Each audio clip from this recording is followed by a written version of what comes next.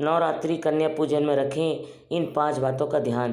कन्याओं को भूल से भी न दें एक चीज़। नमस्कार दोस्तों, राधे राधे, जय श्री कृष्णा, हर हर महादेव, जय माता दी। दोस्तों, कन्याओं को ऐसा खाना कभी मत खिलाना, माता शेरा वाली हो जाती है नाराज, व्रत पूरा नहीं माना जाता।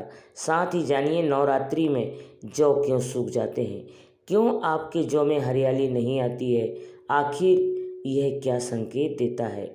नवरात्रि में जो अखंड ज्योति जलती है उसकी बाती का हम क्या करें। साथ ही यह भी जानिए कि नवरात्रि में जो कलश के नीचे चावल रखे जाते हैं और उसके ऊपर नारियल रखा जाता है उसका हम क्या करें और बचे हुए तेल का क्या करें। अंत में हम बताएंगे कि कन्या पूजन कैसे करें और क्या शुभ मुहूर्त है। आज का वीडियो बहुत ही सुंदर है, आपको कहीं भी जाने की आवश्यकता नहीं पड़ेगी। समस्त जानकारी नवरात्रों की पूरी जानकारी इस वीडियो में है। खासकर कन्या पूजन कैसे करना है, सप्तमी कब है, अष्टमी कब है, नवमी कब है, समस्त जानकारी इस वीडियो में हम आपको दे रहे हैं। दोस्तों, जो भक्त सच्चे दिल से माता रानी की पूजा आराधना करते हैं और उनकी भक्ति में लीन हो जाते हैं तो माता रानी उनकी सच्ची भक्ति में उनकी पुकार अवश्य सुनती है। जो इच्छाएं उनके मन में होती है माता रानी उन्हें यह सब कुछ देती है जो उन्हें चाहिए होता है। माता लक्ष्मी दोनों हाथों से धन की वर्षा करती है।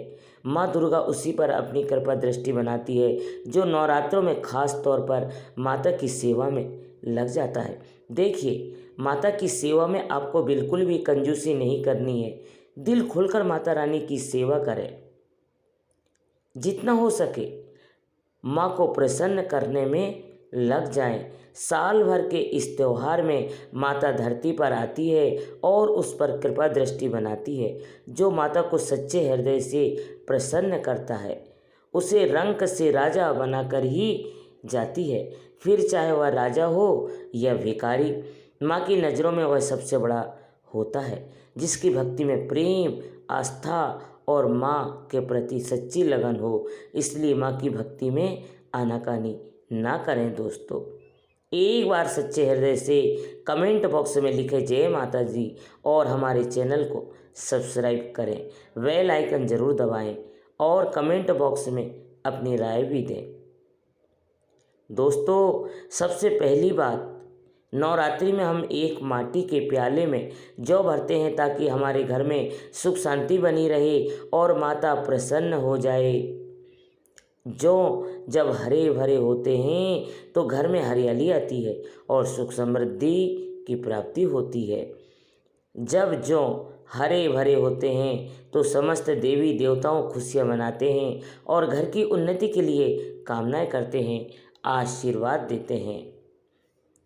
हरे भरे जौ में साक्षात माता रानी अपने 9 स्वरूपों के साथ खेलती है और घर में सुखों की बारिश होती है तथा धन की वर्षा होती है। जिस घर में जौ के अंदर से हरियाली नहीं आती तो उस घर में पहले ही पता चल जाता है कि अब आपके घर में गरीबी आने वाली है तथा परेशानियां आने वाली है, क्योंकि आपने पूजा पाठ में कोई ऐसी गलती कर दी होगी जिसके कारण जौ में हरियाली नहीं आ पाई है। देखिए, आपको बता दें, हैरानी वाली बात यह है कि बिना पानी के माटी में जौ डालते ही उग जाते हैं, वह भी बिना देखभाल के हरियाली उसमें निकल आती है।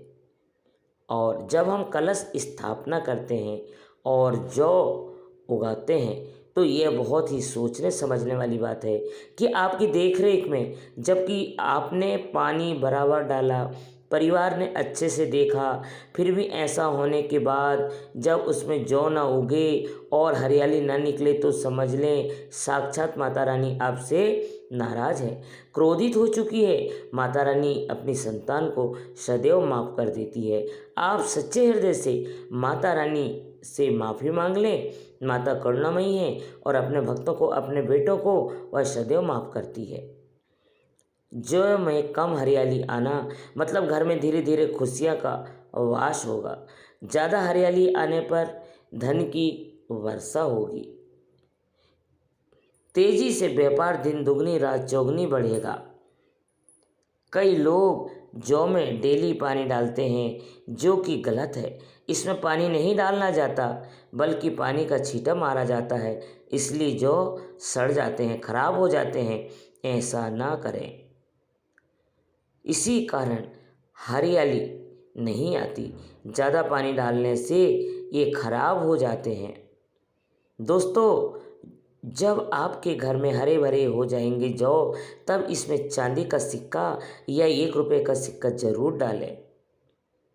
सिक्का डालने से माता रानी प्रसन्न हो जाती है और आपके घर में धन का आगमन होना शुरू हो जाता है। दोस्तों, नवरात्रि समाप्त होने के बाद हरे भरे जौ का क्या करें, आइए जानते हैं।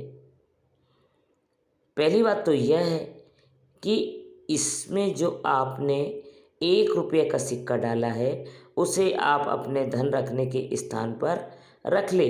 इससे धन में बढ़ोतरी होती है। दोस्तों, और अंत में नवरात्रि समाप्त होने के बाद इन जौ में से थोड़े से पत्ते माता रानी के प्रसाद के स्वरूप में पूरे परिवार को खिलाएं। इसके पत्ते खाना बहुत ही शुभ और मंगलकारी माना जाता है। इसे जो भी खाता है वह जल्दी बीमार नहीं पड़ता। बाकी बचे जौ को आप गंगा में विसर्जित कर दें या नदी की धारा में छोड़ दें। इससे आपका व्रत संपूर्ण और सफल हो जाएगा।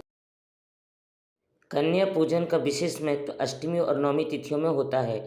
इस साल महाअष्टमी 10 अक्टूबर और नवमी 11 अक्टूबर को है। इन दोनों तिथियों में कन्या पूजन अवश्य करना चाहिए और कन्याओं को भोजन खिलाना चाहिए। शास्त्रों के अनुसार नवरात्रि के 9 दिन में माता रानी का पूजन और कन्या पूजन करने से सभी कष्ट दूर हो जाते हैं और माँ अभय वरदान प्रदान करती है। कन्याएं स्वयं जगदम्बा देवी का स्वरूप माना जाता है। कन्याओं को पूजन करने से 33 कोटि देवी देवताओं का आशीर्वाद मिलता है। माना जाता है कि व्रत और उपासना से माता रानी उतनी प्रसन्न नहीं होती जितनी कन्या पूजन से होती है। नवरात्रि के दौरान कन्याओं को प्रसन्न करने के लिए उन्हें भोजन और उपहार दिए जाते हैं। अगर कन्याएं प्रसन्न हो जाती है और उपहार स्वीकार करती है, तो इसका मतलब है कि माता रानी ने यह भेंट स्वीकार कर ली है। कन्या पूजन कोई साधारण पूजा नहीं है, यह सभी प्रकार की पूजा में सर्वोपरि मानी जाती है। एक बार कन्या पूजन करने से हजारों यज्ञ और तीर्थ यात्राओं का पुण्य प्राप्त होता है, इसलिए कभी भी कन्याओं को सताना नहीं चाहिए।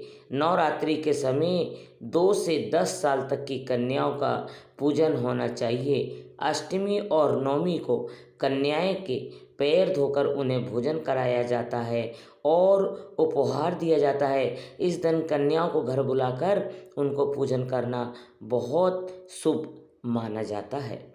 कन्या पूजन के समय याद रखें कि उनकी थाली में 3 पूरियां कभी न रखें, क्योंकि इसे अशुभ माना जाता है। 3 पूरियां मरने वाले व्यक्ति के लिए निकाली जाती है, इसलिए इस संख्या से बचें। भोजन में खीर, पूरी, हलवा, चना, आलू की सब्जी या छोले खिलाना चाहिए। माता रानी को खीर, हलवा, पूरी और छोले प्रिय होते हैं, लेकिन लहसुन और प्याज का उपयोग कभी नहीं करना चाहिए। कई लोग कन्याओं को कुरकुरे और चिप्स जैसे पैकेट देते हैं, लेकिन यह घोर अनर्थ माना जाता है, क्योंकि इनमें लहसुन और प्याज का इस्तेमाल होता है। इससे आपका व्रत खंडित हो सकता है और माता रानी क्रोधित हो सकती है, इसलिए कन्याओं को डिब्बा बंद चीज़ें देने से बचना चाहिए। दोस्तों, कई लोग कन्या पूजन में खाना घर पर नहीं बनाते और मार्केट में रेडीमेड लाकर ही खिलाते हैं तथा दही जलेबी खिलाते हैं, जो कि शुभ नहीं माना जाता। माता रानी दही जलेबी नहीं, आपके हाथों का बना भोजन खाना चाहती है, आपका प्यार चाहती है। फिर चाहे आप घर में एक ही पूरी क्यों ना बनाएं, माता के लिए आप पर स्वयं भी अपने हाथों से माता रानी को भोजन खिलाएं। खासकर नवरात्रों के दौरान घर में पक्का खाना अवश्य बनाना चाहिए। इससे माता रानी बहुत प्रसन्न होती है। घर का बना पक्का खाना ही कन्याओं को खिलाना चाहिए। हमेशा याद रखें, कन्याओं को प्लास्टिक के बने दोने में खाना नहीं खिलाना चाहिए। ऐसा पूजा पाठ के लिए शुभ नहीं अशुभ होते हैं, क्योंकि प्लास्टिक के ज़्यादातर बर्तन जो होते हैं जानवरों की हड्डियों द्वारा बनाए जाते हैं, इसलिए ऐसा पाप मत करना। कन्याओं को हमेशा स्टील के बर्तन या पत्ते से बने बर्तनों में ही भोजन कराना चाहिए। ये बहुत ही शुभ माना गया है। अगर पेड़ के पत्ते में भोजन कराते हैं तो माता अभय वरदान प्राप्त करती है। नवरात्रि के दिन शुक्रवार का दिन अगर कन्या पूजन में पड़ता है तो उस दिन कन्याओं को खट्टी चीज़ें नहीं खिलानी चाहिए। यह दिन माता संतोषी को समर्पित है और माता संतोषी खट्टी चीज़ों से रुष्ट हो जाती है। ऐसा करने से आपके द्वारा किया गया सारा शुभ काम बेकार हो सकता है और माता का आशीर्वाद आपसे दूर हो सकता है।